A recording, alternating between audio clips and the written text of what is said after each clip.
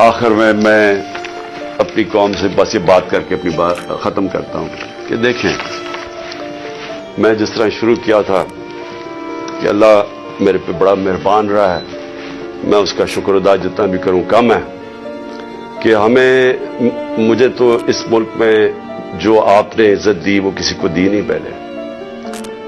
لیکن میں ایک چیز جانتا ہوں کہ میں کسی صورت اگر کسی کا خیال ہے کہ میں ان چوروں کے نیچے مان جاؤں گا ان کی غلامی، میں واضح کر دوں کہ آخری گیند تک لڑوں گا، آخری اپنی سانس تک ان کا مقابلہ کروں گا. کوئی مجھے نہ جیل اور نہ یہ جو ڈراتے رہتے کوئی فکر نہیں ہے.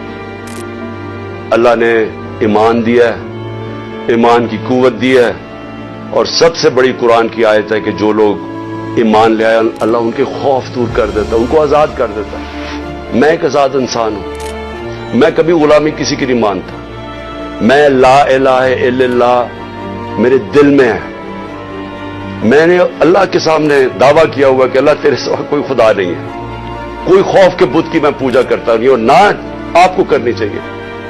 کیونکہ میں ایک مثال دیتا ہوں ہمیشہ لوگوں کو، کیونکہ اسلام کی تاریخ آپ پڑھیں تو جو سب سے دردناک اور تکلیف دہ واقعہ وہ ایک ہی ہے، جس طرح حضرت امام حسین کی شہادت ہوئی.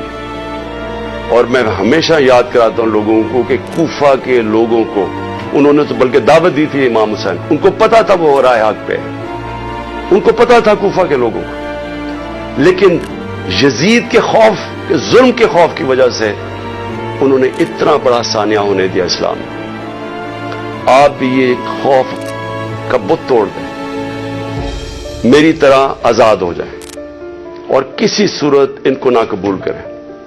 مجھے جو صرف ایک افسوس ہے کہ میں جب سیاست شروع کی تھی 26 سال پہلے تو میں یہ سمجھتا تھا کہ دو طرح کے طبقے پاکستان میں ہیں. ایک وہ طبقہ ہے چھوٹا سا جو اس ملک کا پیسہ چوری کر کے باہر لے جاتا ہے، ان کے پاس اربوں ڈالر باہر پڑے ہیں، بڑے بڑے پراپرٹیز، مے فیئر سب سے مہنگے علاقے میں لنڈن میں پراپرٹی ہے، بیٹا ون ہائیڈ پارک وہ سب سے مہنگا علاقہ ہے، آف شور اکاؤنٹس میں ان کے پیسے پڑے ہوئے ہیں. تو میں ان کو تو پاکستان نیچے جاتا ہے، ان کو کیا ہوگا؟ جب مشکل پڑتی ہے جہاز پکڑ کے باہر چلے جاتے ہیں. تو ایک ایسا طبقہ چھوٹا سا بیٹھا ہوا ہے، ہر وقت پیسہ اس ملک سے چوری کر کے باہر لے جاتا ہے. ٹیکس بزنس مین ہے، ٹیکس چوری کیا وہ باہر.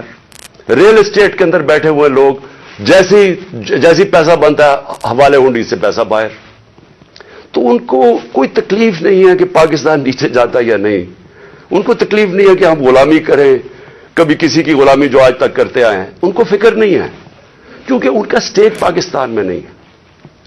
اور اس لیے میں ان کے خلاف نکلا تھا آج سے 26 سال پہلے، اور اس لیے جب تک میرے میں سانس ہے میں ان کا مقابلہ کروں گا. لیکن ایک دوسرا طبقہ جن کا جینا مرنا پاکستان میں ہے، وہ اکثریت اس ملک کی عوام ہے، اور اس ملک کے وہ ادارے ہیں، وہ ادارہ جس کو پتا ہے کہ اگر یہ ملک کی معیشت نیچے جاتی ہے تو سب سے پہلے نقصان اس ادارے کا ہے. آج سری لنکا کے اندر IMF نے حکم دیا سری لنکا کو کہ اپنی جو سری لنکا کی فوج ہے اس کا آدھا کرو. مصر کے اندر IMF نے حکم دیا ہے کہ اپنے فوج کی فضول خرچیاں کم کرو.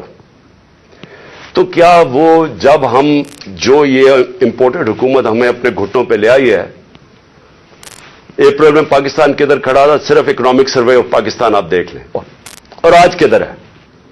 تو کیا وہ جو اب ہمارے سے قیمت ادا کریں گے، کیا ہماری طرح کے جو سمجھتے ہیں کہ ہم ایک آزاد ملک پہ رہنا چاہتے ہیں، کیا ہماری آزادی خطرے میں ہوگی یا نہیں؟ تو میں یہ ہمیشہ سمجھتا تھا کہ یہ ادارے کبھی بھی ان لوگوں کے ساتھ نہیں ہوں گے جو یہ ملک کا پیسہ چوری کر کے باہر لے کے جاتے ہیں. اور مجھے بڑا افسوس سے کہنا پڑتا ہے کہ ہماری حکومت ہٹا کے ان لوگوں کو بیک کیا گیا جو اس ملک کو 30 سال سے لوٹ رہے تھے. چھوڑیں کہ میں کیا کہتا ہوں، صرف انٹرنیشنل میڈیا ان کے متعلق کیا کہتا ہے. آج تو ٹیلی فون ہے، اپنا گوگل کر لیں کہ ان دونوں بڑے خاندانوں کے اوپر انٹرنیشنل میڈیا کیا کہتا ہے. ان کے خلاف ہماری اسٹیبلشمنٹ نے، ہماری ایجنسیز نے کیا کیا چیزیں نکالی ہوئی ہیں ان کی چوری کے اوپر. تو مجھے حیرت یہ ہوئی کہ رجیم چینج کے بعد ان کے ساتھ کیسے کھڑے ہو گئے.